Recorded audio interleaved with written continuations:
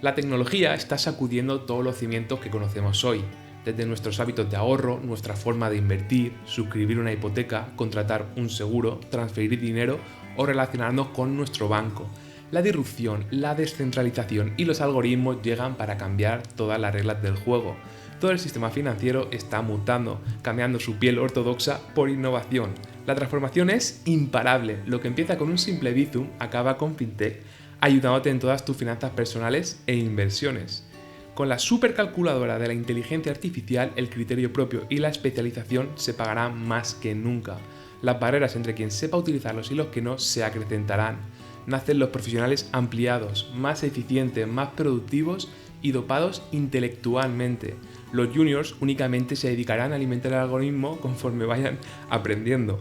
Hablamos en este episodio con Eloi Noyà, un exdirectivo de varios bancos catalanes que dio el salto al mundo de la fintech. Es autor del libro Fintech, Ahorro e Inversión, una de las mentes que ideó el máster en inteligencia artificial en finanzas de la Barcelona Finance School junto con la colaboración de Founders y Microsoft, que por cierto lo está petando. En la actualidad lo compagina con su posición de director de Relaciones Institucionales en la consultora Altria Corp, además de ser profesor en el IEF y en ESADE. Es todo un referente en temas de fintech, finanzas digitales y financiación alternativa, y de estos temas hablará en este episodio del podcast.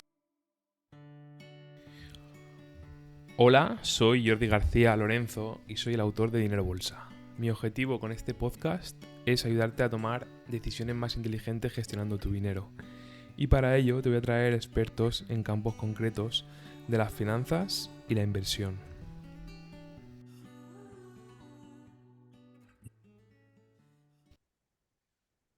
Bueno, hoy tenemos aquí un invitado de super lujo que nos va a mostrar la tecnología del ahorro y la inversión.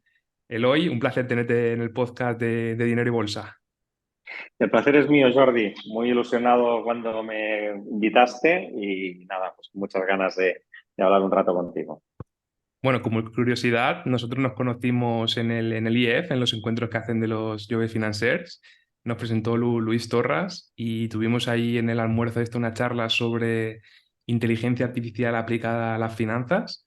Y bueno, ahí ya pensé, este señor tiene que pasarse al podcast. Sí, sí. Bueno, la verdad es que la tecnología en general, la inteligencia artificial en particular, ahora que está tan de moda, ¿no? Pues tiene un impacto en las finanzas brutal, ¿no? Pues bueno, ya desgranamos un poquito mi carrera financiera, pero bueno, yo cada vez estoy más convencido que la tecnología va a modificar muchísimas cosas, si las está modificando ya, del mundo financiero tal como lo conocemos. Bueno, tú eres un fantástico ejemplo, ¿no? De transformación profesional, de cambiar toda tu vida empezaste en la banca tradicional, ¿no? Llegaste a ser directivo de varios bancos conocidos a nivel nacional, desempeñaste la función de director de marketing. En 2012 te dio por emprender, ¿no? Creaste una fintech llamada Loanbook, que se convirtió en el primer marketplace en España para lending de pymes. Y nada, bueno, si te parece, cuéntanos un poquito quién es Eloy Noyà para entrar un poquito en calor y romper el hielo. Muy bien, no, haciendo una historia larga, hacerla corta, ¿no? Como dicen los ingleses, pues en el año 93 me licencié en Administración y Dirección de Empresas, ¿no? En una reconocida institución como ESADE, sin realmente mucha idea de dónde desarrollar mi carrera profesional. Pues la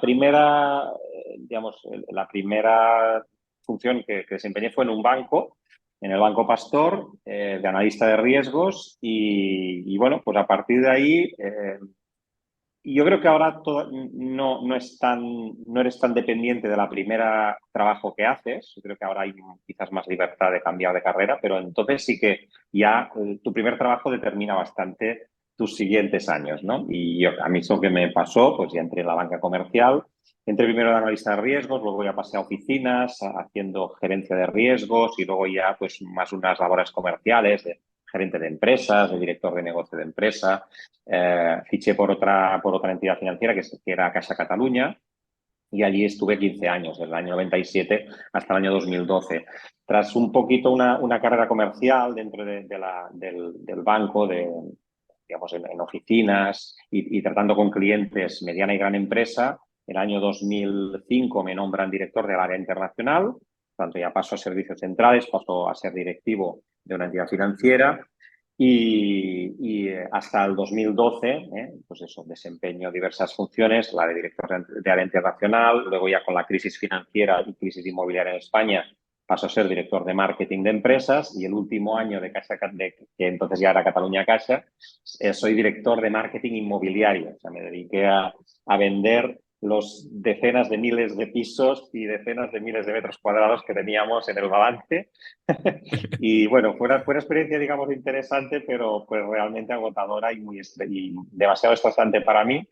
Y ya, pues, un poco cumplidos estos 20 años de directivo bancario, pues se me cruzó un poco la oportunidad de emprender, algo que no me había pasado por la cabeza, pero en el año 2012 cursé un Executive Master de Digital Business justamente en ESADE y, y ahí, pues bueno, un poco se me despierta el interés, conozco emprendedores, conozco gente, pues bueno, emprendedores realmente ya reconocidos y bueno, le doy vueltas a poder emprender y me surge un proyecto que era el de Longbook junto con otros socios para realmente, bueno, revolucionar las finanzas en España, ¿no? Aprovechar un modelo de negocio que ya tenía su cierto éxito, sobre todo en los países anglosajones, ¿no? Estados Unidos o Reino Unido, pues había startups parecidas que ya pues estaban creciendo bastante y adoptar este modelo en España, ¿no? Que es una plataforma de crowdlending o marketplace lending, ¿no? Es una plataforma en la que ofrecíamos créditos a las empresas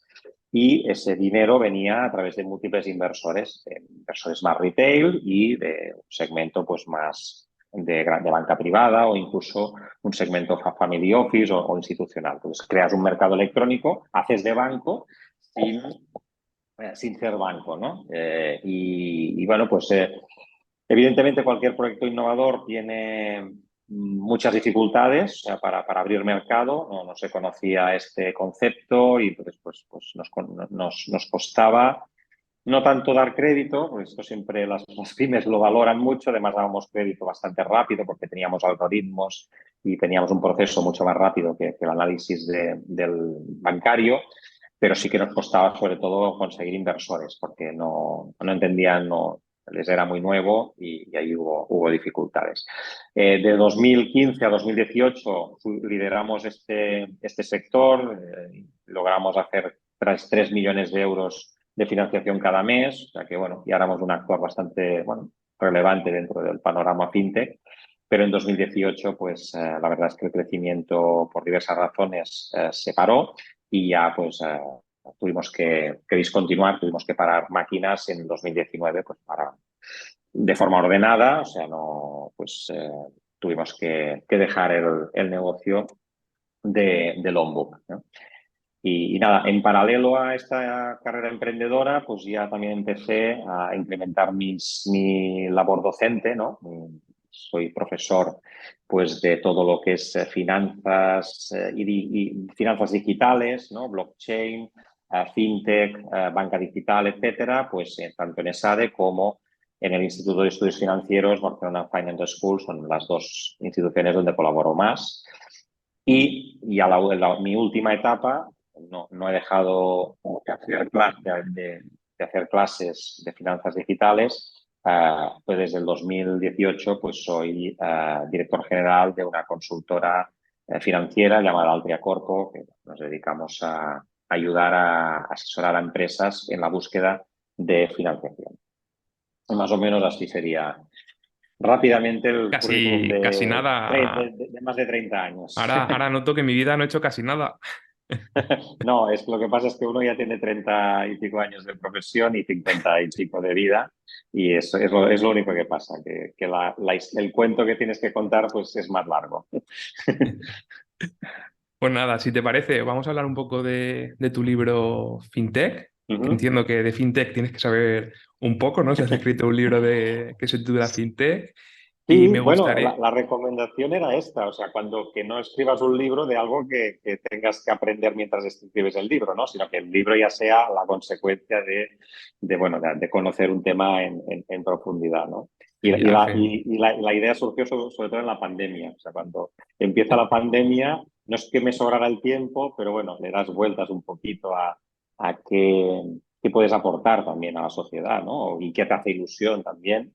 Y resultaba que el 28 de marzo de 2021 cumplía 50 años, ¿no? Y entonces un año antes, o con la pandemia, dices, ostras, pues dentro de un año cumpliré 50 años. ¿Cómo lo puedo celebrar? Pues la idea fue, oye, pues escribo un libro y lo publico justo cuando publique, cuando haga 50 años. Y entonces, pues, con este proyecto a un año vista, ¿no? Es este deadline, ¿no? Pues me facilitó que me espabilara y me pusiera a escribir sobre fintech. Bueno, al final los mejores libros, yo creo que, que ya están dentro de ti, o sea que no tiene, como bien has dicho, si el autor se tiene que poner, voy a escribir un libro sobre esto y aparte voy a investigar y bueno, sí, pero con los libros estos que Sí, llevas ya 20, 30 años trabajando en esto, al final ya salen solos y estoy seguro que tardarías poquito a escribirlo. A ver, sí y no. La verdad es que la primera idea era de escribir un libro exactamente, trasladar las clases que yo doy de fintech, trasladarlas al libro, ¿no? Con lo cual me hubiera sido bastante rápido, ¿no? Pero, claro, un libro entonces descubres que es un producto comercial. El libro se tiene que vender, ¿no? Hay libros que son muy de catedrático, ¿no? Que se quedan en una biblioteca de la universidad y ya está, pero aquí había que convencer a una editorial para que publicara ese libro. Por tanto, tienes que presentar un producto que sea comercial, con una calidad, pero que evidentemente te lo compren. Y entonces, hablando con gente experta en el mundo editorial, me recomendaron que atendiera una necesidad del público en general, ¿no? Y pues, claro, es que si tú explicas fintech, pero desde un punto de vista técnico, pues al final te comprarán el libro tus alumnos y poca cosa más, ¿no? Tienes que intentar resolver un problema que tenga más gente, ¿no? Y descubrí, bueno, o al final es una cosa evidente que la falta de cultura financiera en nuestro país, ¿no? Que es que no sabemos ni cómo ahorrar, ni luego cuando tenemos unos ahorros no sabemos cómo invertir, ¿no? Por tanto, se fue formando la idea de hacer un libro que explicara las fintech y cómo pueden ayudar a ahorrar e invertir, ¿no? Por tanto, es un libro que al final se convirtió en una especie de manual de finanzas personales, ¿no? Un manual de educación financiera donde tengo que explicar algunos conceptos básicos, ¿no? Como el interés compuesto, como la diversificación, sobre lo que es un fondo indexado, etcétera, para luego explicar pues qué estrategia de ahorro e inversión podemos tener utilizando las fintechs. Por tanto, al final es un manual como de finanzas personales, ¿no? De gestión de ahorro e inversión, pero con la diferencia esta, de que no explico productos bancarios, por ejemplo, sino que explico aplicaciones de fintech que quizás son más desconocidas para el público en general.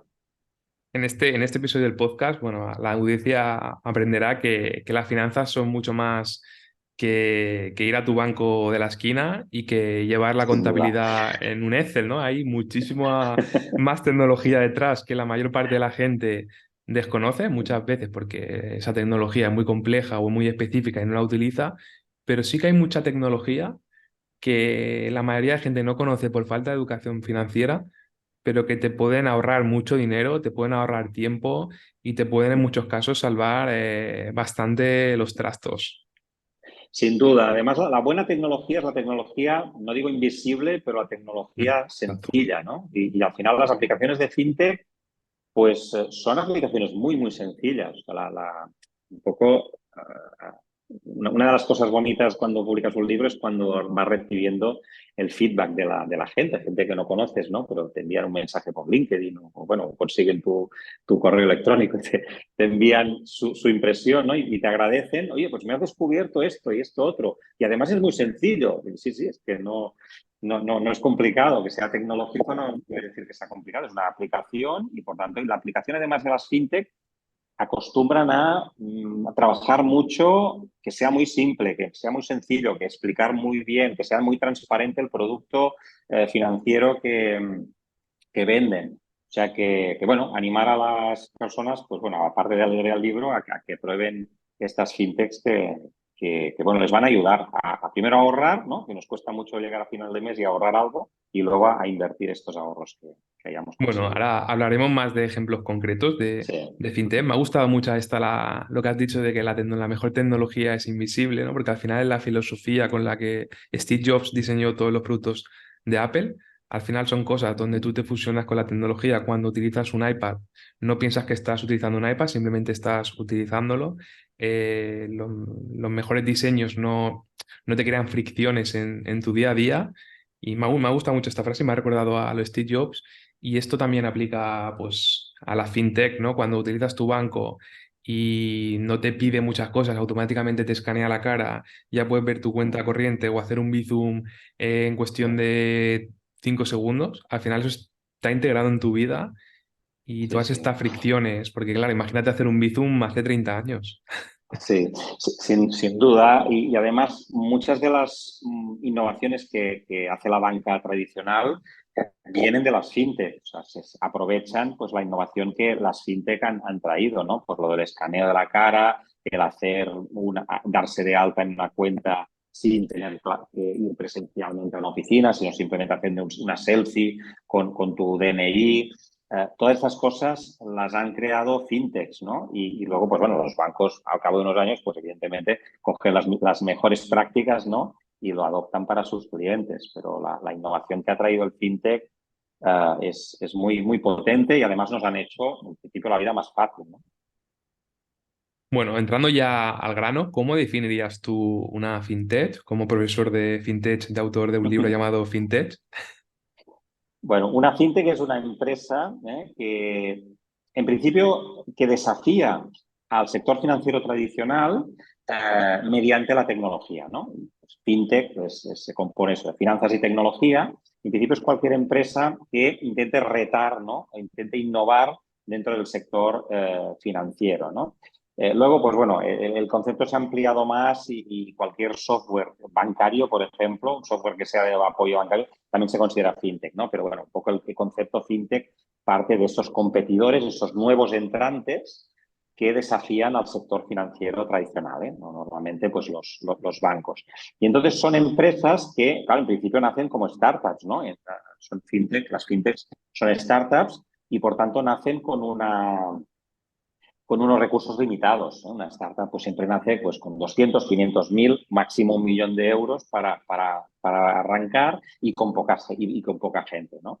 Y por eso difícilmente una fintech nace en el primer año compite con un banco en todos los verticales, ¿no? Sino que se centra en solo un producto o servicio. Hay una fintech pues, que hace una tarjeta de crédito mejor que los bancos, hay una fintech que hace préstamos al consumo más rápidos y más baratos que los bancos, hay una fintech pues, que hace una inversión, ¿no? Accedes a un tipo de activo que quizás pues, los bancos no accedes tan fácilmente, ¿no? Entonces, este foco pues hace que pues, se concentren en un solo producto y servicio, pero lo hagan mejor que los bancos. Al final una fintech es como una guerrilla, ¿no? Como un guerrillero. Tengo menos recursos, pero no tengo una Sí. rigidez, una estructura súper rígida como un banco tradicional, pero voy a atacar algo muy concreto que sé Sí. que los bancos tradicionales, por esa rigidez, están haciendo mal, ¿no? Sí, un banco es una entidad tremendamente compleja, con un legado tecnológico brutal, que todavía hay aplicaciones bancarias que funcionan con lenguaje COBOL. Es un lenguaje que, bueno, en fin, que nació en los años 70, ¿no? O sea, que para cambiar cosas en un banco es complicado. Eh, las fintech nacen de cero y eso tiene una ventaja y es que preguntan al cliente qué es lo que quiere, ¿no? O sea, qué necesidad tiene y a partir de ahí construyen una solución tecnológica que sea muy amigable, muy fácil, muy barata, muy rápida, etcétera, ¿no? Y este un poquito es el secreto de las fintech. Y sus principales ventajas, como has comentado, son los costes, ¿no? Y la mejor Básicamente experiencia de usuario. sí. Habría como dos ventajas, ¿no? Una es la de los costes, evidentemente, porque no tienen estructura, tienen una utilización eficiente de la tecnología, etcétera. Lo que pasa siempre digo en las clases de que la ventaja de costes siempre tiene un recorrido. O sea, que puedes estar siendo más barato que los bancos, pero si los bancos se dan cuenta que realmente les está robando mucha cuota de mercado, los bancos pueden, digamos, pueden ir a pérdidas en aquel producto. Y bueno, como ejemplo, por ejemplo, hay fintechs pues, que se dedican al cambio de divisas, ¿no? Y pues es el típico ámbito en el que los bancos nos crujen sin que nos demos cuenta, ¿no? O sea, porque los diferenciales de tipo de cambio son muy grandes, las comisiones implícitas en una transferencia al extranjero también son muy altas, etcétera. Por lo tanto, ahí es un nicho donde una fintech, haciendo bien las cosas, puede reducir muchísimo los costes, ¿no? Claro, los bancos cuando se dan cuenta de que esta fintech, pues, está robándoles cadenas hoteleras, líneas aéreas, ¿no? Grandes empresas que están canalizando este negocio, pues entonces los bancos dicen, hey, no quiero perder a esta cadena hotelera y a estas líneas aéreas, a estas empresas industriales que exportan, ¿no? y que me generan divisas. Y por tanto pueden acaban bajando precios. Por tanto, la ventaja en costes es evidente, las fintech, pero siempre tiene un recorrido limitado porque los bancos pueden llegar a reaccionar. Lo que es más difícil de copiar, las fintech lo hacen muy bien, es la experiencia de usuario. Es esa facilidad de uso o es esa amigabilidad en la información, cómo te la dan, ¿no? Siempre digo, o sea, la información que te da un neobanco, por ejemplo, que es un tipo de fintech, pues que eso, pues te abres una cuenta y pues la manera de explicarte los gastos, en qué te gastas las cosas, cómo organizas los gastos, etcétera, es muy humana, o sea, es que está muy bien estudiada. En cambio, pues, ¿qué hace un banco? Pues simplemente te enseña un extracto cronológico, ¿no? Por días de los diferentes gastos, ¿no? Bueno, está bien saber que el día 3 gasté no sé qué en un restaurante, pero ¿por qué no me agrupas todo el gasto en restaurantes de aquel mes y me haces una comparativa con los otros meses y me comparas con gente que quizás es como yo, pues a ver si gasto más en restaurantes o no? Es decir, dame información más elaborada y de una forma mucho más clara. Bueno, pues esto las fintechs o los neobancos en este caso lo hacen muy bien. Y eso es más difícil de copiar, esta experiencia de usuario excelente que tienen las fintechs. Bueno, ahora hablaremos un poco de la vertiente. Se me ha ocurrido cuando has hecho esto de catalogar los gastos y tal, hay una aplicación que no sé si la conoces, imagino que no, porque esto ya es muy friki de finanzas personales, pero se llama Tosh Finance y al final lo que te hace esto es, se alimenta de tu banco, te coge todos los datos, pero te hace como un flujo de te entra este dinero, esto se va en restaurantes, esto se va en tal y este es tu ahorro neto. Hay gráficos Y que te lo van hacemos por de forma muy Twitter. visual, ¿no? Te lo hace Sí, de forma muy sí. Hay visual. gráficos que lo hacen lo he visto en Twitter con empresas, de pues estos son revenue, esto se va por CAPEX, eso, y esto es los beneficios netos que te quedan. Pero Sí, para una persona que quiera, pues eso, conocer mejor cómo traquear sus gastos, por qué se me va el dinero, ¿no? ¿Dónde se me va? Pues oye, esto me parece súper interesante y como has dicho, es algo que está enfocado súper a mejorar la experiencia de usuario, porque no pues utiliza una. me la apunto y a ver si hay una otra edición del libro, pues la incorporaré porque me parece tremendamente interesante que además se haga de forma tan visual, ¿no? Sí, sí. Bueno, entiendo que habrán miles, ¿eh? O sea, yo esta semana he visto esta, pero si la semana que viene Sí, seguro. tengo la dopamina a mil y siempre me Bueno, gusta es investigar más. que claro, eso, bueno, aquí en España empezó Fintonic, ¿no? En el año Hmm. 2014 empezó haciendo esta agregación de cuentas y empezó a jugar un poquito bueno, presentando toda la información. Pero esto, claro, ha subido mucho en estos últimos años gracias incluso al impulso regulatorio. O sea, la Unión Europea impulsó lo que se llama la Directiva de Medios de Pago, la PSD2, que obligaba a las entidades financieras, a los bancos, a abrirse, ¿no? A tener que facilitar toda esta información de datos, de cuenta bancaria, etcétera. Esto ha dado muchas oportunidades de negocio de nuevas fintechs, y que no necesariamente son fintechs, pero que se nutren de los datos bancarios, ¿no? Y por eso pues, pueden haber propuestas como las que comentas, en que pues, digamos, cogen los datos de los bancos con los que trabajas y a partir de ahí pues elaboran, en este caso, información, ¿no? O pueden ser Hmm. recomendaciones, etcétera. Tanto hay toda una industria de fintechs que se han beneficiado de este impulso regulatorio de la Unión Europea, obligando a los bancos a abrirse, a los bancos que eran la típica entidad totalmente Un cerrada, cofre. ¿no? No era un cofre absoluto, que no había manera de abrirlo. Aquí ahora sí que mediante APIs, aquí no vamos a entrar en tecnología, la tecnología API pues es la que permite que una fintech pueda coger datos bancarios, siempre con el permiso, evidentemente, del usuario, ¿no? Que siempre esto me lo preguntan, oye, pero ¿van a ver mis datos bancarios o no? No, los datos están totalmente seguros. De hecho, la fintech no sabe tus datos, simplemente canaliza los datos bancarios y te ofrece una serie de información. O sea que máxima seguridad y bien regulada por parte de la Unión Europea. Pues este es muy interesante esto que comentas de la normativa, ¿no? Que se ha abierto el grifo y van a aflorar muchas más fintech de este estilo. Esta que te he comentado yo, el caso específico, me parece algo que es súper sencillo. Yo creo que es más fin que tech, porque tampoco creo que tenga una súper tecnología, pero una persona corriente que lo vea y vea este flujo, es que puede saber, oye, pues es que a lo mejor se me dan 100 euros en suscripciones de decir Claro. HBO, gasto mucho en viajes o gasto todo y lo ves todo visualmente que bueno, creo que puede ser interesante. Respecto a las vertientes, a las verticales fintech, he estado Sí. investigando un poquito antes, he visto que están las WellTech, ¿no? Donde, Las wealth tech serían las fintechs que se dedican a la gestión del ahorro y la inversión. Por tanto, son las que trato más en mi libro, ¿no? El mundo del ahorro y la inversión es un mundo que las entidades financieras tradicionales, las gestoras de fondos, pues bueno, se han lucrado mucho, han ganado mucho dinero y había muchas ineficiencias, o sea, mucho extracto todavía en papel, muchas, no sé, inversiones hechas a D+3, ¿no? En 3 días, pocas posibilidades de acceder a muchos activos, porque si no tenías 1 millón de euros o más de 500.000 euros, no puedes tener una cartera personalizada de fondos. O sea, la industria financiera tradicional de ahorro e inversión tenían tantas ineficiencias y era tan poco accesible que ha sido un foco para que entren las wealth tech, ¿no? Wealth tech que es de tecnología y wealth que es de patrimonio, ¿no? Y son todas estas fintechs que te ayudan a ahorrar y sobre todo te ayudan a invertir.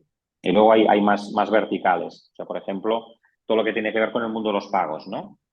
Las paytech, ¿no? Son las fintechs que se dedican al mundo de los pagos. El mundo de los pagos es un mundo tremendamente complejo, ¿eh? Nosotros no nos lo parece porque nosotros vamos con la tarjeta de crédito, la pasamos por el datáfono y ya está, ¿no? Y ya nos quitan simple, el ¿no? dinero Tienes 1.000 y se euros, ahora supone, tienes 990, sí, ¿no? bueno, ya está y parece fácil, ¿no?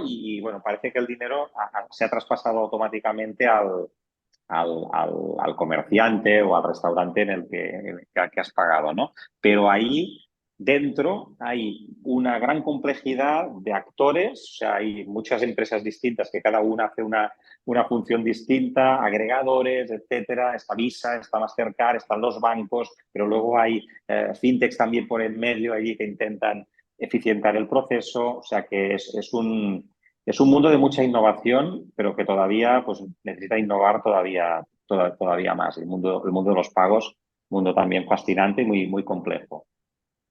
Y luego, pues bueno, hay otros verticales, por ejemplo, la financiación, ¿no? O sea, la financiación empresarial o, bueno, financiación en general, ¿no? Pues era la típica función únicamente bancaria, ¿no? ¿Necesitas dinero? Pues te vas al banco y pides un crédito, ¿no? Pues bueno, ahí también hay muchas fintechs que han intentado aprovechar las debilidades de los bancos, ¿no? Por ejemplo, pues que un banco tarde 4 o 5 semanas en aprobarte un crédito. La empresa esto es demasiado. O sea, la empresa puede estar necesitando el dinero para final de mes porque tiene que pagar pues, la doble de nóminas o no sé, o ha tenido un retraso en sus ingresos y entonces pues tiene una justeza puntual de liquidez y eso lo necesita para mañana o para dentro de una semana, pero no para 4 o 5 semanas. Entonces, todas estas cosas pues hacen que hayan fintechs que mediante tecnología, por ejemplo, pues analizando datos a tiempo real, haciendo algoritmos de inteligencia artificial que puedan evaluar estos riesgos, pues bueno, ahí proporcionan un préstamo de forma más rápida y quizás pues con menos probabilidad de impago si utilizan la tecnología adecuadamente. Y una cosa importante es que los bancos, y tú lo sabes bien, se comunican entre ellos. O sea, si te meten en una lista negra, ya no sales de Sí, ahí. O sí, sea, no sí. sales tan fácilmente. Entonces, este Sí, tipo sí. de financiación puede ser interesante para esta gente, ¿no? También. Sí, hay registros de impagados de los bancos, ¿no? Está la CIRBE también, que acumula los riesgos bancarios. Esto no es una mala idea, o sea, esto es también para controlar los riesgos, me parece bien. Pero bueno, las fintechs también, bueno, utilizan esta información, evidentemente, ¿eh? O sea, hay quien piensa que las fintechs dejan el dinero o prestan dinero de forma más alegre, ¿no? Ni mucho menos. O sea, las fintechs lo que intentan es incorporar la tecnología para acertar Al hacer más, un análisis de riesgo más hacer un preciso, análisis ¿no? Que esta más persona, a lo preciso, mejor más que certero, ¿no? el banco no le ha dado esta financiación, a lo mejor una fintech con su tecnología llega más profundamente y a lo mejor se da cuenta que es más rentable que una persona normal, Claro. ¿no? Claro, un banco normalmente mirará para atrás, o sea, te pedirá, en un caso de una empresa, te pedirá los estados financieros del último año, los impuestos últimos que has pagado y poca cosa más. Una fintech probablemente pues, intentará buscar más datos, ¿eh? Intentará, por ejemplo, buscar la operativa bancaria de todas las entidades, ¿no? Que quizás es más representativo. Bueno, oye, ya sé, no sé si te estoy dando un crédito ahora en mayo. Hombre, que hayas tenido pérdidas el año pasado, pues evidentemente es algo a tener en cuenta, pero que quizás estos 5 primeros meses del año te han ido muy bien y estás pues con un superávit y se ve en la caja, ¿no? Se ve que tienes muchos ingresos, estás teniendo muchos pedidos, te va bien, ¿no? Pues bueno, esas cosas, esos datos a tiempo real que realmente reflejan la situación actual son mucho más relevantes que no que hace 5 o 12 meses en tus impuestos de sociedades reflejaras unas pérdidas, ¿no? Mm. Y luego el tema de los neobancos, al final yo creo que esto ya sí que ha penetrado súper fuerte en la sociedad, Sí. ¿no? Pues bancos como Revolut, Evo, N26, donde tienes una aplicación móvil donde prácticamente puedes hacerlo todo, aunque Sí. luego veremos que estas plataformas casi subcontratan todos los servicios, ¿no? Con distintos partners. Sí, los neobancos parten o sea, quieren ser bancos, ¿no? Evidentemente, y son como aplicaciones móviles, por tanto, muy fáciles de abrir y también muy fácil de darse de alta. Pero ahí, en vez de desarrollar ellos mismos muchos productos y servicios, o sea, oye, pues soy un neobanco y voy a hacer préstamos y voy a hacer fondos de inversión, etcétera, como hacen los bancos tradicionales, lo que hacen es aprovecharse y conectarse con otras fintechs que ofrecen estos servicios. Por tanto, si utilizas un neobanco como Revolut o como N26, por ejemplo, y haces una transferencia, en realidad la transferencia la haces a través de otra fintech. Tú no te das cuenta, o sea, tú estás en tu misma aplicación de N26 o de Revolut, pero estás utilizando la tecnología, la plataforma de una plataforma de pagos, una plataforma de un broker para compra-venta de acciones o una plataforma de depósitos, ¿no? Entonces, digamos, esta flexibilidad, esta digamos, arquitectura abierta, yo creo que les permite a los neobancos ofrecer muchos servicios, a veces incluso servicios no financieros, ¿eh? Revolut es famoso porque, bueno, cuando vas de viaje, ¿no? Pues también te ofrecen el seguro y otras cosas asociadas a un viaje que no tienen por qué ser necesariamente financieras, ¿no? Pues entonces, todas estas cosas, esta innovación y esta arquitectura abierta las hace mucho más flexibles y por tanto retan a los bancos pues los pobres tienen a veces mucha complejidad y mucha dificultad para transformarse y para innovar, ¿no? Porque tienen un legado tecnológico de décadas que les impide ser tan rápidos y conectarse con otras fintechs, etcétera.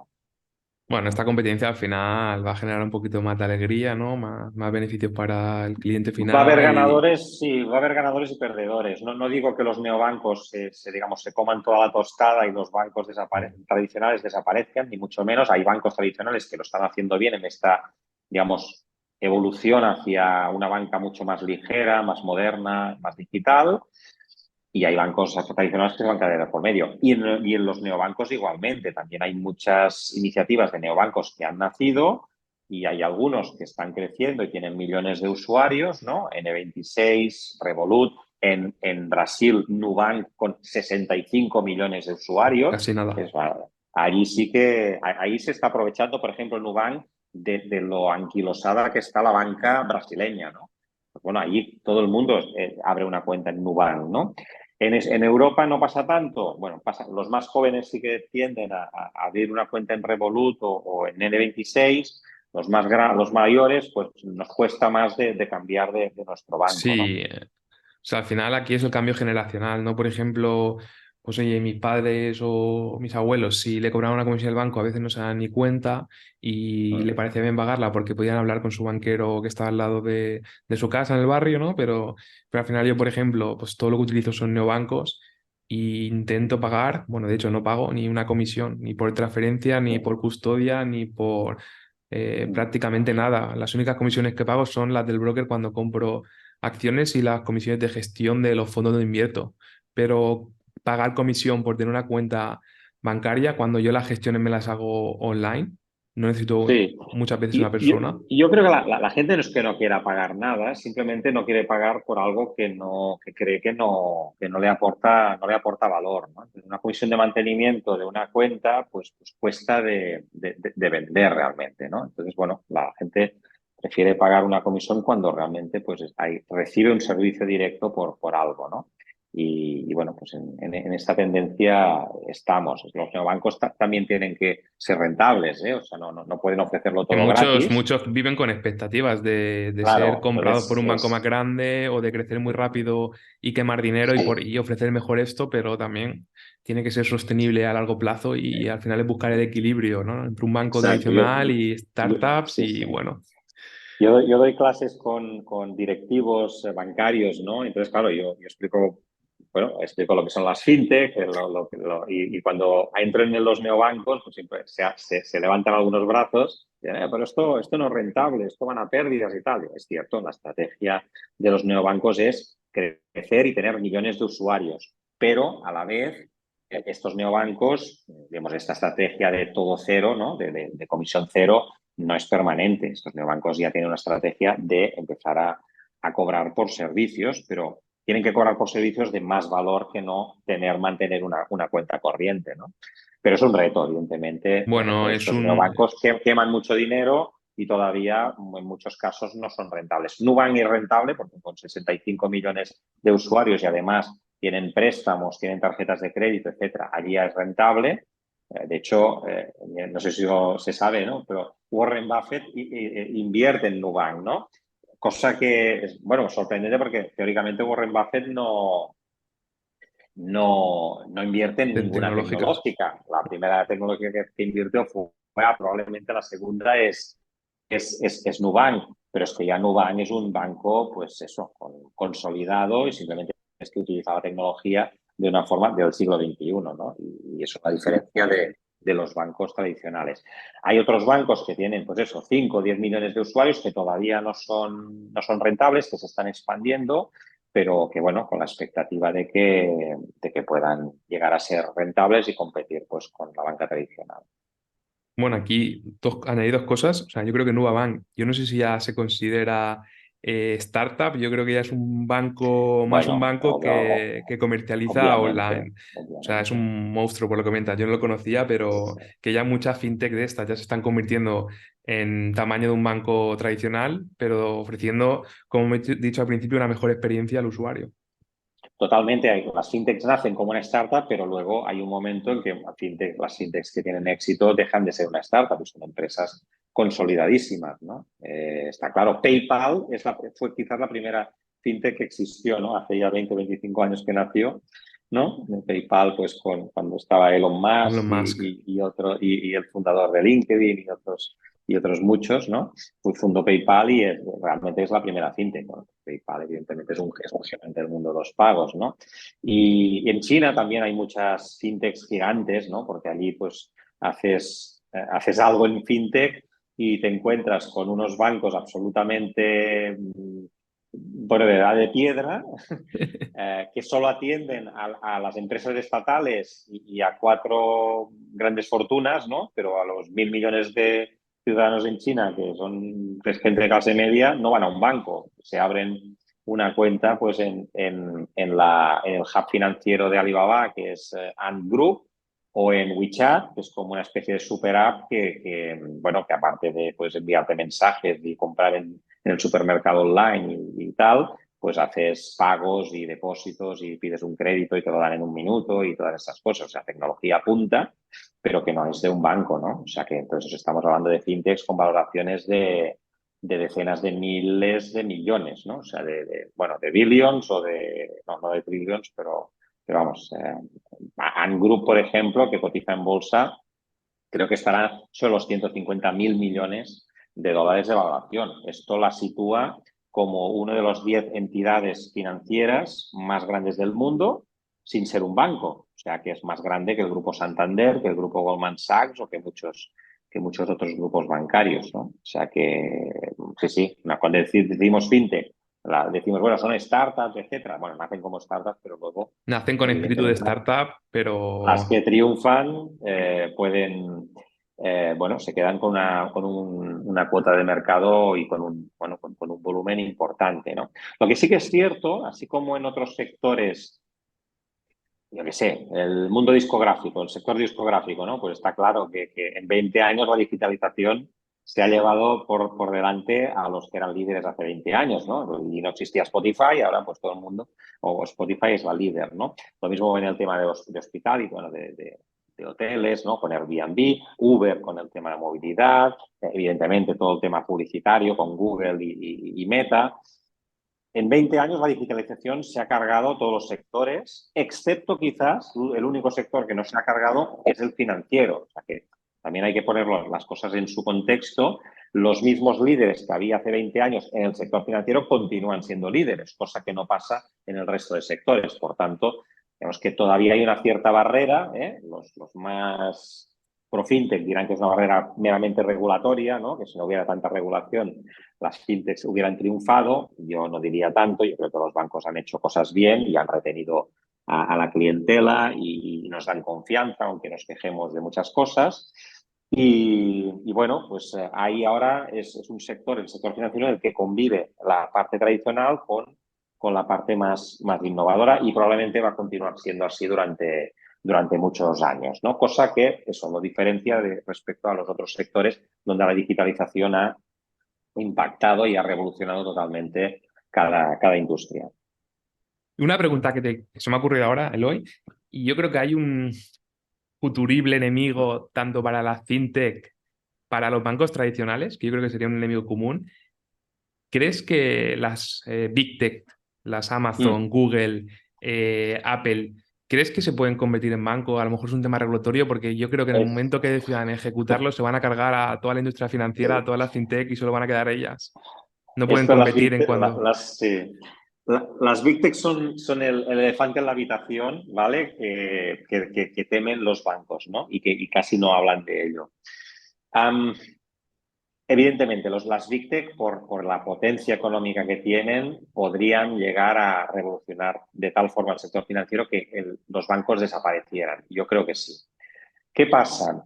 Que creo que también el sector financiero no es el más atractivo. O sea,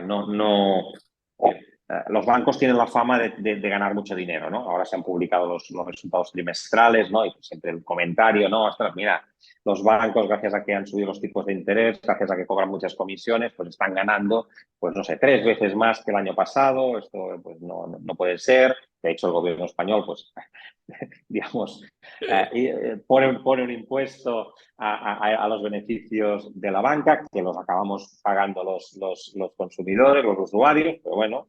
Pero en definitiva, a pesar de esta creencia de que los bancos ganan mucho dinero, en realidad son entidades muy poco rentables, en el sentido de que el dinero que ganan, los beneficios que obtienen frente al volumen de activos que están gestionando, frente al volumen de créditos y el volumen de depósitos que gestionan, es mínimo. O sea, estamos hablando quizás de un 1% respecto a todos los... Esto es muy poco. Entonces, para un inversor no va a optar para invertir en banca, va a optar por invertir en sectores que crezcan a doble dígito y que tengan rentabilidades de doble dígito, ¿no? Por tanto, yo me planteo, estoy en el consejo de administración de Google, o soy el director de Google, o soy el director de Apple o de Meta, y yo si tengo que decidir en qué sectores voy a invertir para ganar más dinero, no lo voy a hacer en el bancario, lo voy a hacer en salud, ¿no? Porque ahí es donde hay crecimientos de doble dígito, rentabilidades de doble dígito. Voy a invertir en coche conectado, por ejemplo, porque todo el mundo tiene coche, etcétera. Lo voy a invertir en este tipo de cosas. Entonces, los bancos no es un sector, no es un sector demasiado atractivo. Sí que es atractivo en algunos verticales. Por ejemplo, el tema de los pagos, sí que Google Pay, Apple Pay, ¿no? Pues todos tienen su Pay, ¿no? O sea, todos tienen su vertical de pagos, porque allí no es un tema tanto de rentabilidad monetaria, sino de los datos. O sea, ellos quieren tener los datos y con los datos, los datos evidentemente son su materia prima para sus modelos de negocio, ¿no? Quizás pues en algunas otras cosas, pues en los préstamos, pues préstamos rápidos, etcétera, pues quizás también entren, ¿no? Pero las Big Techs yo no los veo transformándose en un banco, o al menos en un banco como lo entendemos. Probablemente las Big Techs se van a meter en algunas actividades financieras que tenemos, ¿no? O sea, pues eso, la tarjeta de crédito, quizás depósitos, pero no veo formando un banco, al menos un banco como lo conocemos Bueno, hasta muy, ahora. muy, muy interesante esta perspectiva. No la conocía. Al final, yo lo que pensaba es que un banco, pues oye, si nuevamente un banco para ofrecerte un 2% TAE invierte en un fondo monetario que replica las letras del Tesoro de Estados Unidos, un Apple puede hacerlo más rápido y mejor servicio y te da más rentabilidad. Pero por un lado, como has comentado, al final las Big Tech, pues oye, si tienen antes la realidad aumentada, la inteligencia artificial, mejorar los dispositivos, el hardware, el software, tienen un montón de cosas que le van a dar mayor rentabilidad. Y como has comentado, lo del Apple Pay y Google Pay, realmente esto ya le da la información, porque con eso Sí, ya saben cuánto gastas, dónde gastas, en qué gastas, ya obtienen sí. parte de información para alimentar pues todo su conocimiento del Sí. consumidor. Y añadimos otra cosa, y es que cada vez más las actividades financieras se comoditizan más, o sea, se banalizan más, ¿vale? Me explico. El dar préstamos, el cómo conceder préstamos, o sea, el algoritmo que concede préstamos, todo la labor de cumplimiento normativo que hay pues, para abrir cuentas, etcétera. Todo esto, al final, se puede hacer un software como bastante automático y no se necesitan personas ni cosas muy sofisticadas, ¿no? Entonces, cada vez más vamos a ver lo que se llaman finanzas integradas. ¿Qué quiere decir finanzas integradas? Y es lo que vemos cuando subimos a un Uber, ¿no? Cuando subimos a un Uber, mm, nosotros no tenemos que hacer nada. O sea, allí ya reconoce que hemos entrado en el taxi, cuando salimos y hay un pago, se supone que hay un pago y nosotros no tenemos ni que teclear nada, ni dar ningún código, ni hacer absolutamente nada. Por lo tanto, hay ya un pago que está embebido, digo embebido porque es embedded, ¿no? Que es la palabra para en inglés y sería integrado en esta transacción. Lo mismo para no sé, para la financiación, ¿no? Podemos ir a MediaMarkt, por ejemplo, y nos compramos un televisor y en esa misma compra seguramente ya pues, nos dividen eh, en vez de pagarlo todo, los 500 euros del televisor, pues nos lo dividen en 10 pagos de 50, ¿no? Los seguros igualmente, también los seguros pues se pueden integrar dentro por ejemplo, de cuando compras un coche o etcétera. Entonces, las finanzas cada vez más serán más invisibles. Es decir, que tú necesitas un crédito y no te irás a un banco ni a una fintech a pedirlo, sino que ya en la propia web o en la propia aplicación donde tú estás comprando algo, y habrá la financiación implícita, ¿no? Por tanto, la banca cada vez va a desaparecer más del mapa, ¿no? Va a ser cada vez menos evidente, estará quizás allí en la infraestructura en esa infraestructura invisible, pero no, cada vez veremos menos bancos en las calles, menos oficinas bancarias, porque las finanzas ya las estaremos haciendo en nuestro día a día, casi sin que nos demos cuenta. Porque, o sea, volvemos al principio del podcast, la mejor tecnología es la que no se ve. Yo me imagino una persona entrando a un taxi hace 50 años, pues toma, aquí te doy la monedita, ¿no? Toma las chapas. Una persona más recientemente, billetes, ¿no? Ahora lo que estamos viviendo, pues una aplicación, ¿no? Yo la pido, ya sé lo que voy a pagar de antemano, pero cada vez, o Ujú, sea, será, la tecnología desaparecerá. Tú haces un servicio, te prestan un servicio y por detrás, como si fuese Matrix, pues se irán ujú. haciendo las transferencias de valor que, por el servicio que te han prestado. A mí esto me ha flipado mucho lo que has comentado de la fintech, porque nosotros realmente, pues eso, la mejor tecnología no se ve, tú únicamente ves el dinero que tienes, pero detrás hay como un universo Matrix de transferencias, de intercambio de información, que nosotros no vemos y representan el 99,999 de las fintech. Sí, totalmente, totalmente. Mira, hay muchas fintechs que empiezan siendo B2C, es decir, su cliente es una persona, ¿no? Porque siempre atiendes a las necesidades que tienes tú mismo, ¿no? Oye, pues yo qué sé, a mí me cuesta hacer una transferencia o cuando hago una transferencia a mi Colombia natal, ¿no? Por decir algo, pues ostras, me están cobrando mucho dinero en el destino, ¿no? O cuando pues hago lo que sé, cuando estoy invirtiendo en bolsa, pues el banco me está cobrando unas comisiones muy altas, ¿no? Entonces, de esa necesidad que tienen las personas, ¿no? Los emprendedores, necesidades personales, nace una fintech y el primer cliente es una persona física, ¿no? Hay muchas fintechs que nacen siendo B2C, es decir, que el cliente es la persona física. Y luego se dan cuenta que quizás van a ser más rentables atendiendo, por ejemplo, a una empresa, ¿no? Oye, pues esa aplicación que hace transferencias internacionales más baratas, oye, pues en vez de hacer de solo venderla a una persona física, ¿por qué no la ofrecemos a empresas? Porque las empresas tienen muchísimo más volumen, ¿no? Entonces hay un fenómeno de evolución, ¿no? De que hay muchas fintechs que nacen con el cliente persona física y luego mutan a cliente empresa o bien a cliente banco o bien a que el cliente es la infraestructura de los servicios financieros. Entonces ya entran dentro de esta matrix que decías tú y ganan mucho dinero, pero no ya directamente ofreciendo algo a un cliente final persona física, sino pues bueno, perteneciendo pues a ese mundo complejo al sistema financiero, ¿no? Pues muy interesante esto de la fintech. Podríamos estar aquí pues toda la tarde. A mí la verdad es que me estoy dando cuenta que es un tema que me apasiona bastante, que tiene mucha chicha. Me gustaría hablar un poquito ahora, pues eso, cuando fuimos a la reunión esta del IEF, que vino como invitado Pau García, y en el coloquio estuvimos hablando un poco de la inteligencia artificial aplicada a las finanzas. Me pareció una conversación muy interesante, que es el origen de este podcast, como te he dicho al principio. Y mi visión de esto es que la inteligencia artificial es como una supercalculadora, ¿no? Es como el junior que te pica los datos y te hace el trabajo, ¿no? Pero al final la especialización pues se va a pagar más porque te va a ayudar un montón. O sea, el ejemplo de un buen abogado tiene que saberse 3 cláusulas de un contrato.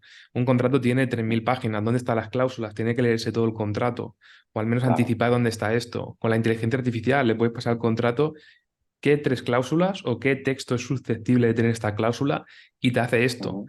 Por eso que al final yo creo que es como una supercalculadora, una calculadora tradicional. Tú le ponías una suma, te lo hacía. La inteligencia artificial es una calculadora que lee el lenguaje, lo busca la información, pero tú tienes que tener el criterio y saber lo que te está diciendo. Mi experiencia con Total. ChatGPT y Gemini de Google es que te ayuda un montón. Pues a mí en la newsletter, oye, dime los periodos más inflacionarios de la historia, dime Claro. X, pero tú tienes que verificar esos datos, no te lo puedes creer porque es que a veces se lo inventa.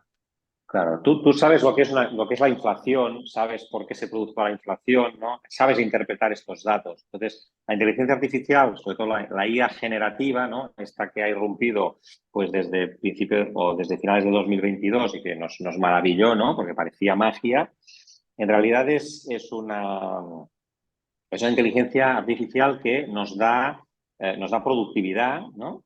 Pero no nos sustituye. O sea, el error aquí es pensar, bueno, va a sustituir a abogados, va a sustituir a economistas, va a sustituir... No, no. Lo que va a hacer es a potenciar, yo es lo que llamo profesional potenciado, ¿no? O sea, profesional en... no sé cómo lo... Sí, es profesional potenciado porque eso, el ejemplo que ponías es muy bueno, ¿no? El abogado, pues, oye, gracias a ChatGPT o a elementos de inteligencia artificial generativa, lo que puede es hacer filtrar, ¿no? O generar documentos, pero luego, evidentemente, tiene que haber un experto que revise y que vea si aquello tiene sentido o no. Si lo hace una persona que no tiene conocimientos jurídicos, puede pasar eso, que el ChatGPT no le va a responder correctamente todo y por tanto se le va a colar o un error o no va a interpretar correctamente los resultados que ChatGPT le dé, ¿no? Por tanto, eso, el profesional no va a ser desplazado por ChatGPT, sino que el profesional va a ser aumentado, ahora me ha salido el Ahí está. adjetivo, es profesional aumentado, gracias a ChatGPT. Entonces, alguien yo por ejemplo, pues no soy periodista, pero quiero hacer un artículo periodístico, entonces, si utilizo ChatGPT para publicar en el periódico un artículo, entonces estoy usurpando, entonces ahí no soy un profesional aumentado, yo estoy No. usurpando la labor de un periodista. Ahora, si un periodista con conocimientos periodísticos, que sabe pues lo que es el tono al que se tiene que dirigir su audiencia, cómo hay que redactar, cuál es el enfoque que tiene que dar a la noticia pues, según la línea periodística de su periódico. Puede generar contenidos con ChatGPT y a partir de ahí él o ella, la periodista, pues lo va a interpretar y va a modelarlo, ¿no? Si hago yo lo mismo, estoy usurpando. Entonces ahí sí que es cuando la ética entra, digamos, entra en juego, ¿no? Eso Si es. yo preparo una clase de fintech y me genera pues, una serie de presentaciones pues, con un contenido que yo le he dado en Word, me genera una presentación pues, haciendo unos gráficos, etcétera, con PowerPoint, pues bueno, eso me está dando productividad porque yo no añado valor, como profesor no añado valor teniendo que traspasar un Word a un PowerPoint, ¿no? Claro. Lo que doy valor es interpretando el PowerPoint, dándole una vuelta a cómo puedo ser más creativo, cómo puedo ser más persuasivo en mis clases, etcétera, ¿no? Sí, sí, sí. Al final yo lo llamo una supercalculadora dopada. Y al final dos Sí, sí, sí. ejemplos que se me han Bueno, ocurrido ahora sobre la marcha es, por ejemplo, un juicio, ¿no? Donde se está juzgando si una persona ha dicho la verdad. Oye, si le metes a un modelo de inteligencia artificial todo lo que ha dicho esta persona, todos los informes, y le dices, oye, se está contradiciendo, ¿no? No te tienes que leer los miles y miles de páginas de los informes, claro. escuchar los audios, todo. Oye, dime si está contradiciendo, porque a lo mejor en el juicio de hace 3 meses dijo una cosa, en un caso aislado que tú a lo mejor ni siquiera escuchaste o no prestaste atención y ahora ha hecho otra cosa y ahí ya puedes probar. Eso te va a ahorrar miles de horas de gente trabajando para esto. Y más aplicado al mundo de las finanzas. Ostras, si tú eres analista financiero, pues no tienes que ir a todas las cuentas anuales a coger este Claro. dato de inversiones. Le puedes decir, oye, le metes todas las cuentas anuales, los informes 10K, lo retroalimentas, le das un materia prima y le puedes preguntar, oye, ¿qué inversiones ha hecho la empresa en los últimos 5 años para mejorar esta vertiente? Entonces ya no necesitas un junior o un becario, ya no necesitas perder ese tiempo en fricción, ¿no? Pero claro, tienes que Pero tener ese continúas criterio. necesitando el criterio, ¿no? De Claro, qué tienes que empresas saber qué quieres buscas, ¿no? pedirle. No puedes Claro, decirle, esta empresa me hace ganar dinero o no puedes ser genérico, tienes que ser, cuanto más específico seas, más valor te va a dar y cuando más específico seas, significa que más criterio tienes. Y ahí está la complejidad que no te va a regalar nada. De hecho, no tienes una ventaja competitiva comparativa porque todo el mundo tiene esta herramienta. La tienes si has desarrollado tu criterio y te has especializado y, bueno, al final, más importante que nunca, el criterio propio. exactamente. Por tanto, también la formación. Alguien también puede pensar, no, es que ya no es necesario formarse porque ya el ChatGPT me va a solucionar la vida. En absoluto. O sea, para ser profesional aumentado, pues tendrás que formarte y además formarte no haciendo los trabajos con ChatGPT. O sea, tendrás que formarte, pues escuchando a gente que sepa mucho, haciendo pues eso, lo que llevando a la práctica, discutiendo en clase, discutiendo casos, etcétera. O sea, mm, de una forma intensa. Sí, o sea, lo de hacer los trabajos con ChatGPT, pues bueno, evidentemente pues, puede servir para salir del paso, pero no sirve para formarte, No, o ¿no? sea, al final la creatividad, tú le puedes decir a ChatGPT o a un addon, hazme este cuadro, píntame esto al estilo de Sorolla, pero antes tienes que haber sido, tiene que haber Claro. habido un Sorolla, ¿no? Un Joaquín Sorolla. Y en línea a esto, me gustaría recomendar un libro que a mí me lo recomendó Luis Torras y es sobre inteligencia artificial, cómo va a cambiar todo a nivel creatividad y se llama Programados para Crear de Marcos Du Santoy, que además es un matemático que diseñaba los algoritmos.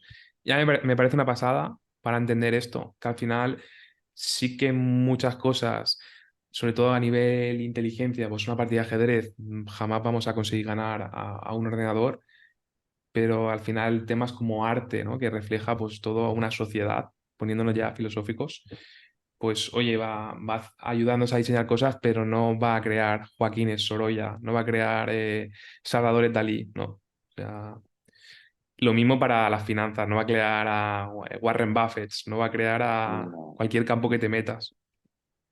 Exactamente. Yo en línea del tema de la inteligencia artificial en las finanzas, ya que supongo que la mayor parte de la audiencia son gente pues, que les interesa más o menos el mundo del dinero, las finanzas, la bolsa, bueno, recomiendo pues el máster online de IA en finanzas, ¿no? Que hicimos pues desde el Instituto de Estudios Financieros, Barcelona Finance School, juntamente con Founders, ¿no? Con la plataforma de learning de Pau García Milá, y que, bueno, hemos hecho un programa online, se puede seguir, Y con pues, Microsoft, ¿no? Como colaborador. exacto, y entonces con la colaboración de Microsoft en cuanto a que hay, bueno, en muchos vídeos participan altos directivos de Microsoft, donde explican pues, muchos temas muy interesantes de inteligencia artificial, tanto teóricos como prácticos, y luego, pues bueno, sales allí pues con muchos conocimientos de las herramientas de inteligencia artificial, sobre todo generativa.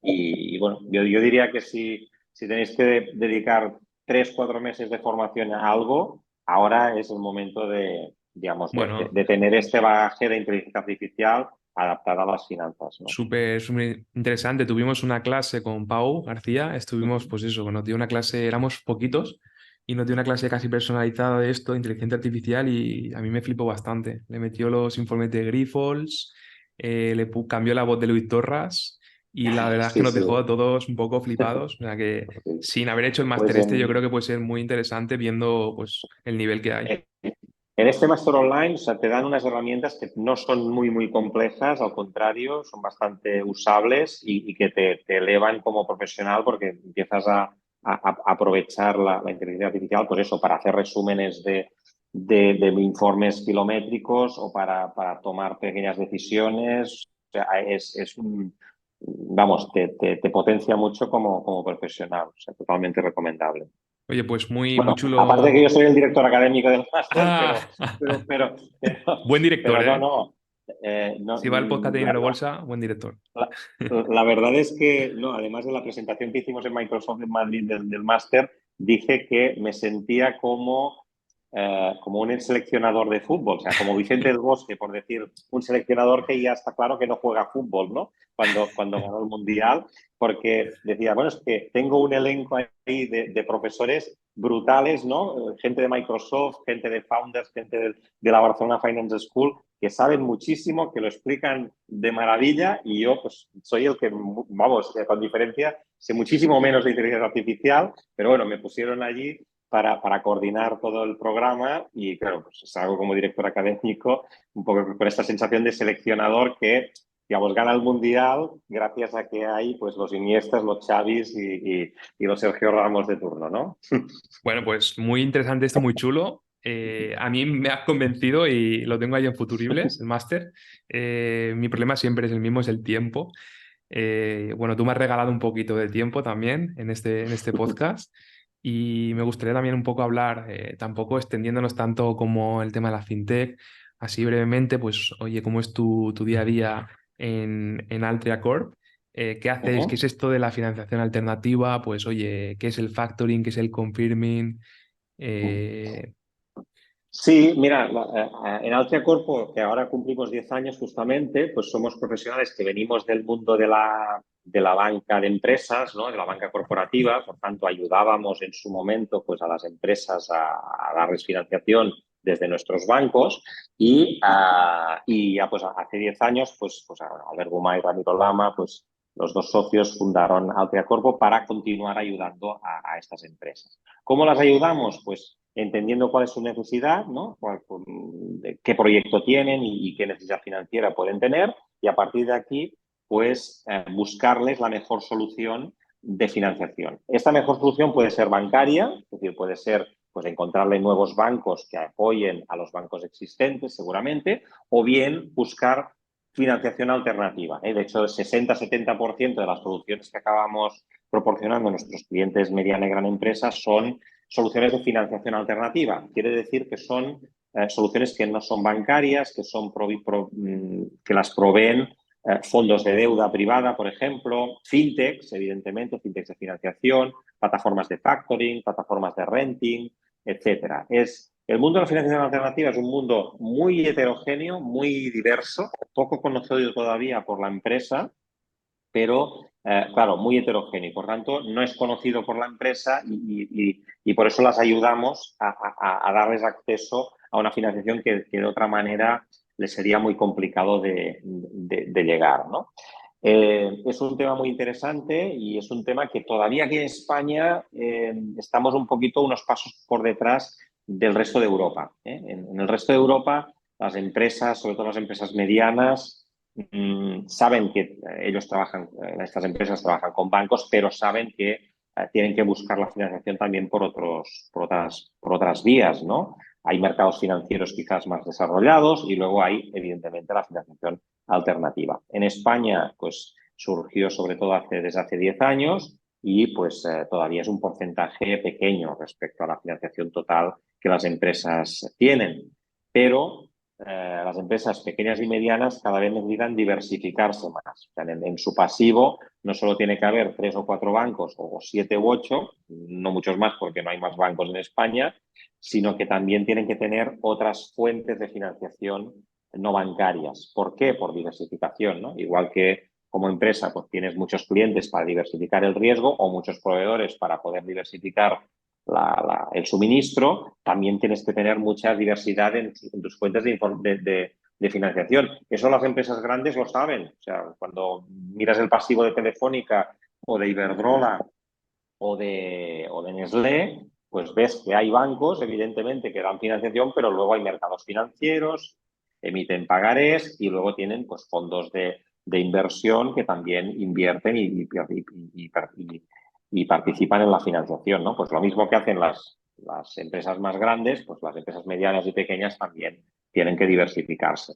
Somos un país muy bancarizado, donde necesitamos algo y solo vamos al banco, no sabemos hacer otra cosa, pero animamos a las empresas a explorar estas otras vías y nosotros desde Altria Corpo pues también les vamos a ayudar a encontrar la financiación más adecuada.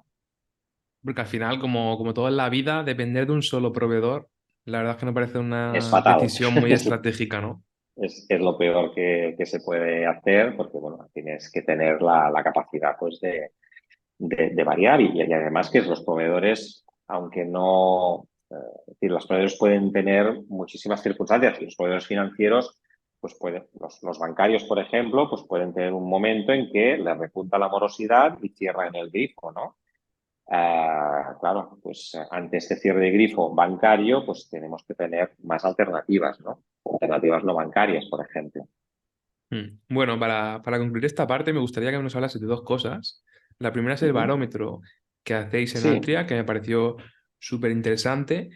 Y la otra es hablar un poquito a nivel Unión Europea, cómo ves tú la visión de los Mm. incentivos que hay. He escuchado que Sí. hablaste de la Capital Market Union, pues eso, comentándonos Mm. un poquito qué es todo esto. Vale. Sí, la idea del barómetro surgió creo que era durante la pandemia, ¿no? Es decir, había una preocupación por saber las empresas cómo estaban viviendo aquellos momentos complicados, ¿no? En aquel 2020 en que pues, se habían cerrado mercados, demanda, etcétera, y queríamos tomar el pulso, primero egoístamente, por nosotros como consultora, para saber las empresas qué perspectivas tenían, cómo estaban viviendo aquel 2020, ¿no? Y luego también saber de primera mano los proveedores financieros, tanto los bancos como los proveedores financieros alternativos, qué perspectivas tenían de dar crédito, etcétera, ¿no? Y entonces, en esta investigación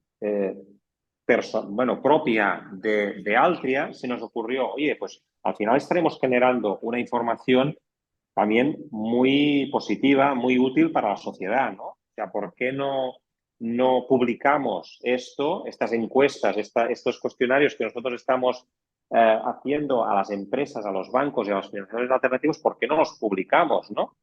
Y entonces es cuando pues, nos pusimos en contacto con el Instituto de Estudios Financieros y para que, digamos, nos validaran, ¿no? Nos dieran pues, ese rigor de publicar pues, unas estadísticas, hacer un barómetro, ¿no? Un barómetro pues, con la rigurosidad pues, que haya y también con la difusión que podemos tener desde una plataforma como el Instituto de Estudios Financieros. Entonces, ha habido esta colaboración desde el 2020, hemos publicado ya 4 ediciones, cada año pues hemos publicado la edición del barómetro y en ese barómetro básicamente pulsamos un poco el estado del ánimo, ¿no? El estado anímico de las empresas, cómo viven la concesión o no de créditos, cómo también tienen la perspectiva de los tipos de interés, la morosidad o sea, es preguntar esa serie de cosas. El uso también, el conocimiento y el uso de la financiación alternativa, de las fintech por parte de las empresas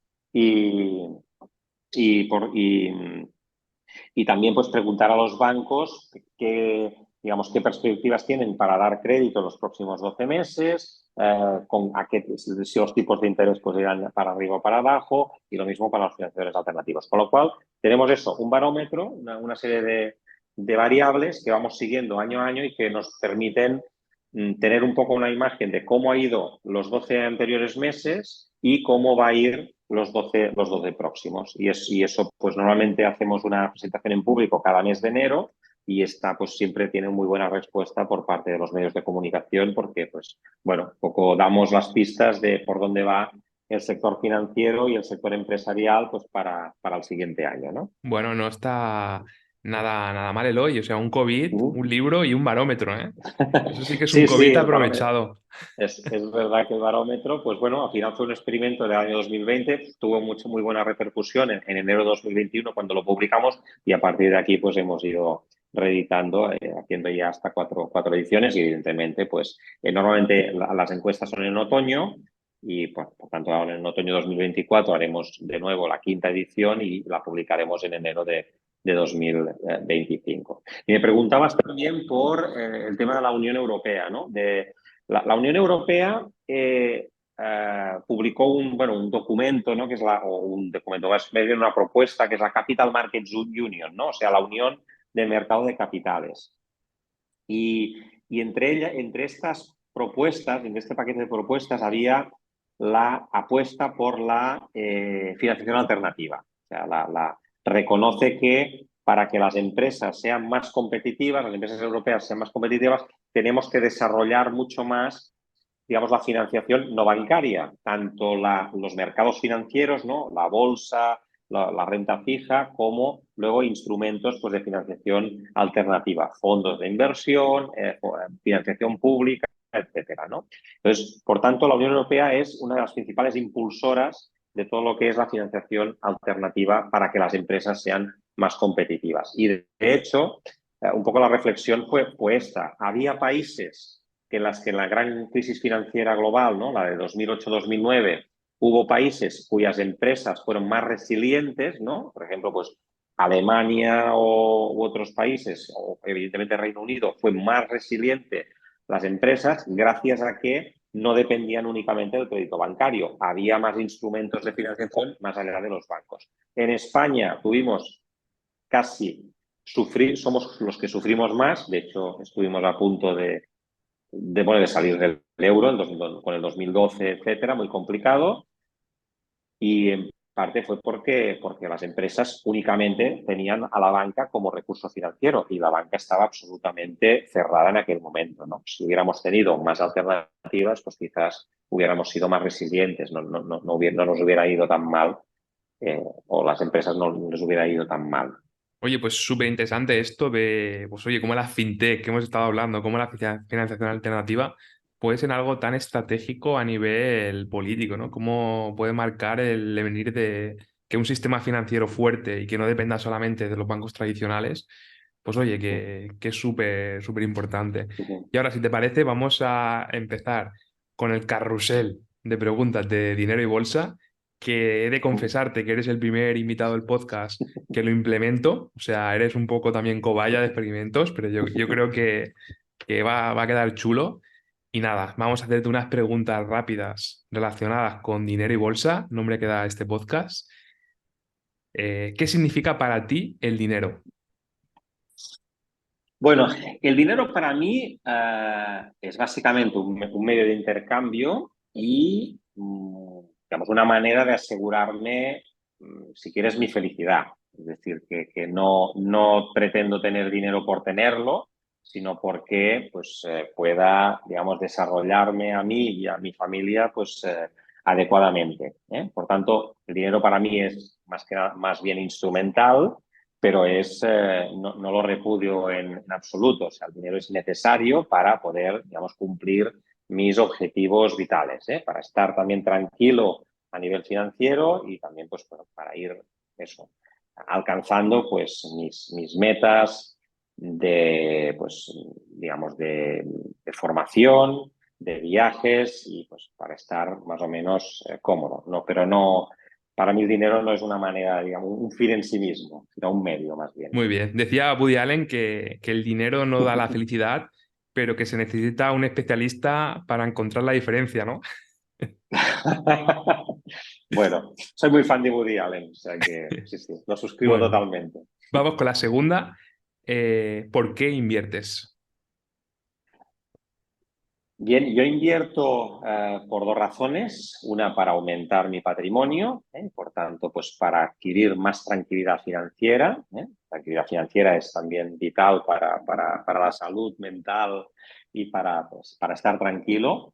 Y lo invierto para combatir la inflación, ¿vale? Porque es un mal que tenemos. La inflación es un mal que tenemos que evitar, ¿eh? Entonces, pues para evitar esta pérdida de poder adquisitivo que tendrías si el dinero estuviera pues, en una cuenta corriente, necesito buena parte de este dinero irlo invirtiendo en rentabilidad que supera al menos la inflación. Por tanto, para tranquilidad financiera mía y de mi familia y también para combatir la inflación. Muy bien, directa al pie. Vale, vamos con tu mejor y peor inversión.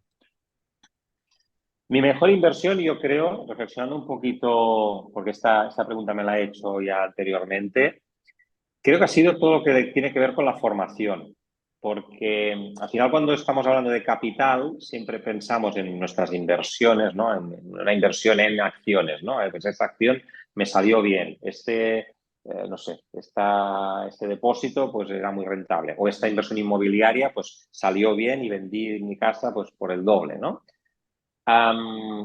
Yo diría que al final también hay que pensar en el capital humano, ¿no? Es el capital en ti mismo, o sea, invertir en ti mismo.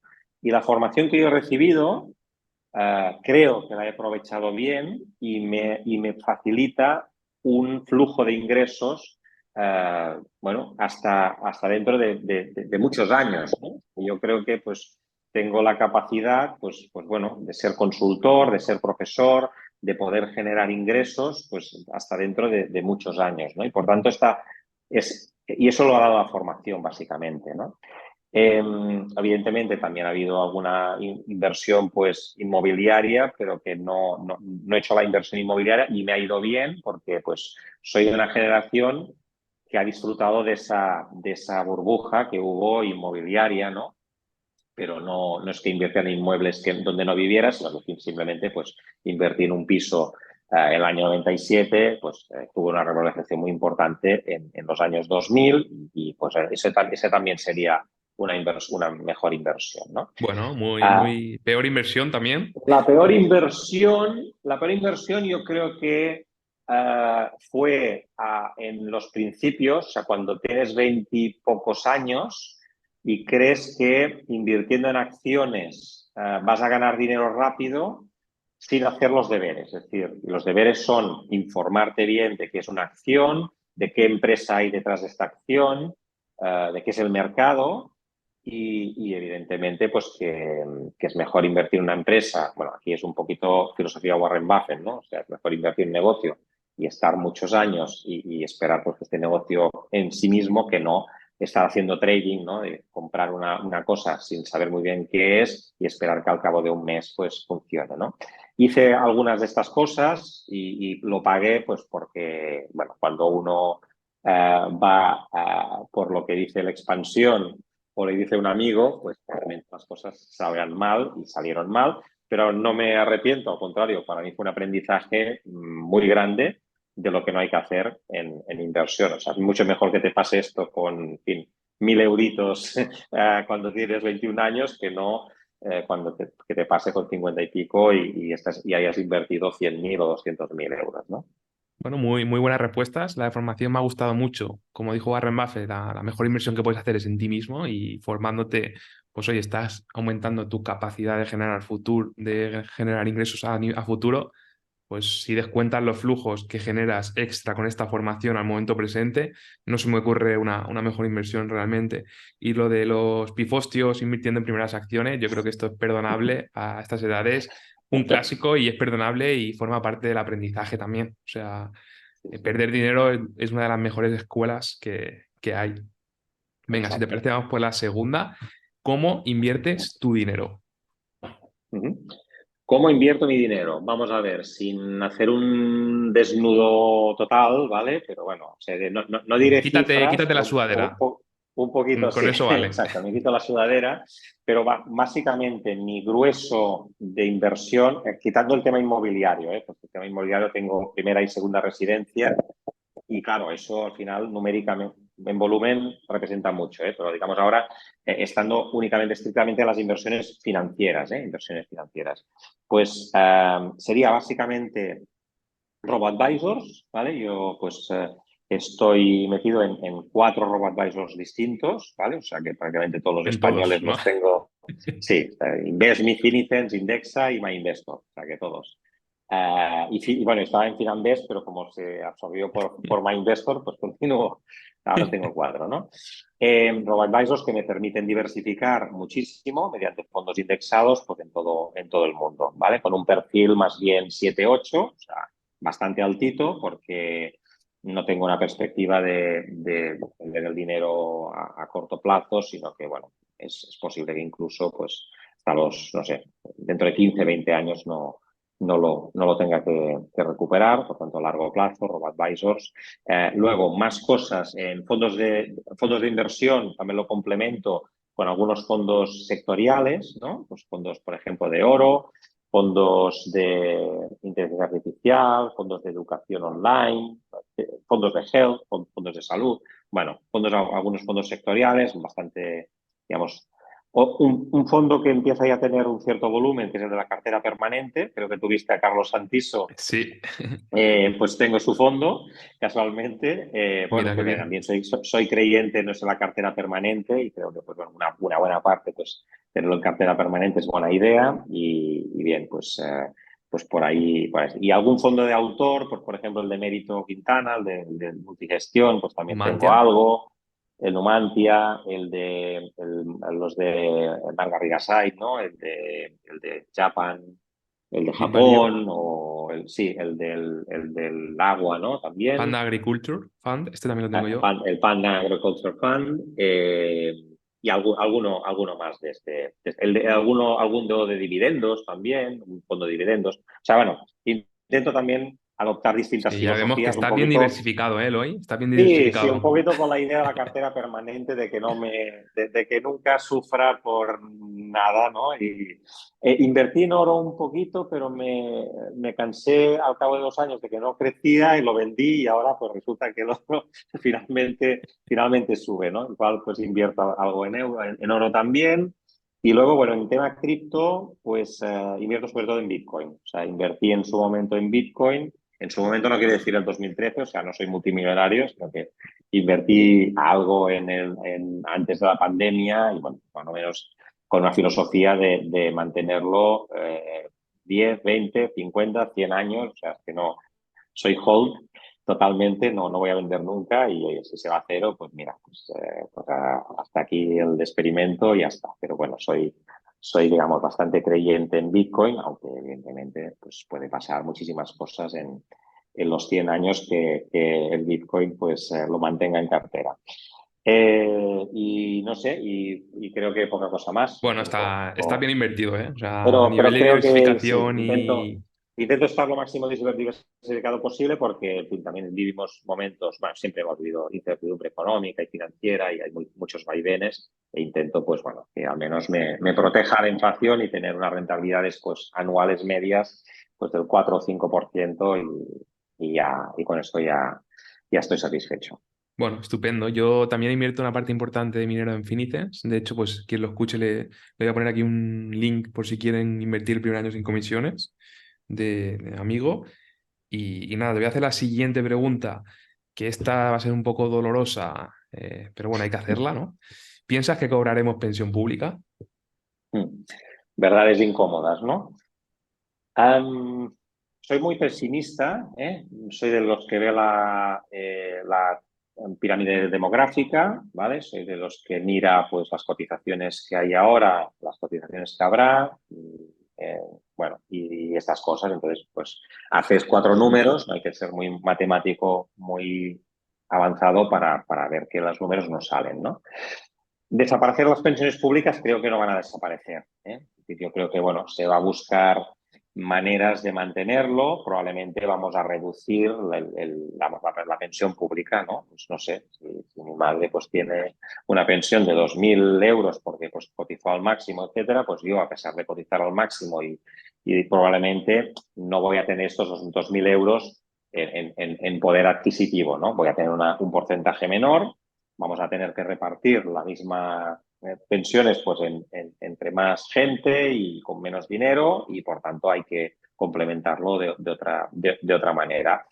Y probablemente también pues, va a venir vía impuestos, o sea, también habrá más carga impositiva para compensar las pensiones, ¿no? Por tanto, creo que el sistema se va a mantener de otra manera u otra, pero con bastante sufrimiento vía carga impositiva y ya, pues bueno, con menos pensión seguramente de la que tenían nuestros padres.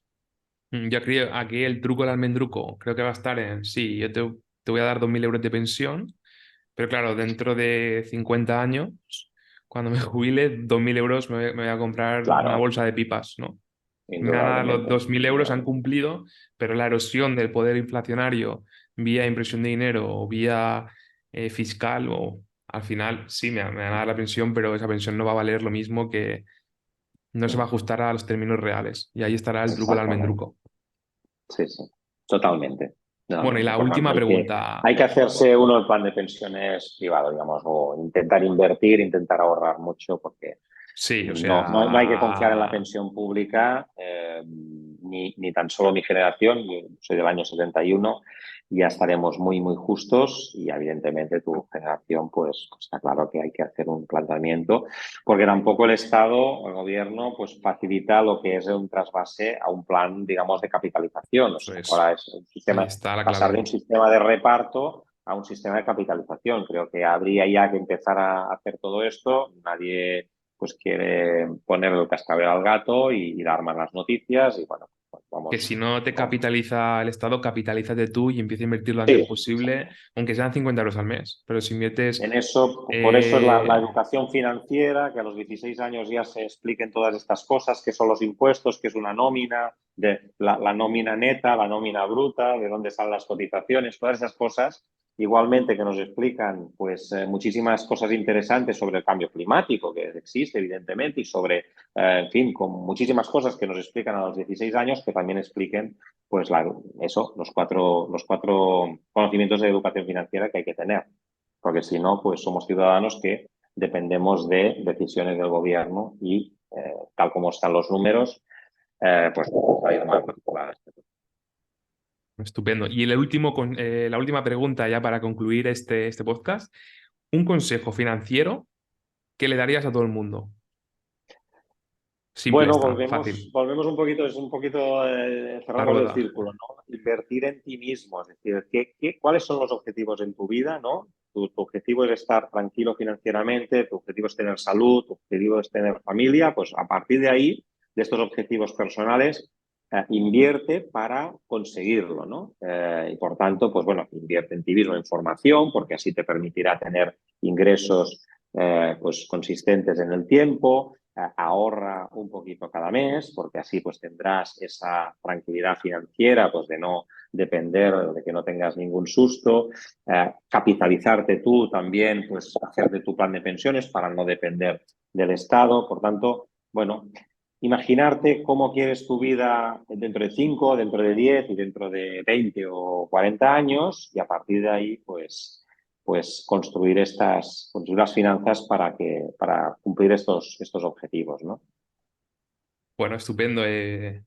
Damos por concluido este episodio. Hemos hablado de mil cosas. Hemos empezado introduciéndote a ti, Eloy. Hemos hablado de fintech aplicado a la hora de la inversión. Hemos visto las vertientes. Hemos visto pues todo el panorama este. Hemos visto la inteligencia artificial, cómo va a cambiar el mundo, hasta qué punto, ¿no? Hemos hablado del campo que tú más controlas a nivel profesional, que es la financiación empresarial alternativa. Y nada, hemos concluido con este carrusel de preguntas.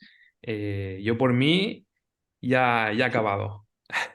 Muy bien, pues nada, ha sido un placer. Para mí ha pasado rapidísimo. No sé si a los oyentes pues les resultará útil, se habrán dormido bueno, o Yo creo sacan que no, ¿eh? algo de provecho. Hemos tratado muchos temas y bueno, espero que alguno de ellos pues haya sido interesante. Muchísimas gracias, Jordi, porque pues, ha sido un placer estar aquí Nada, un Eloy, rato contigo. un fuerte abrazo, muchísimas gracias y nada, nos vemos pronto, ¿vale?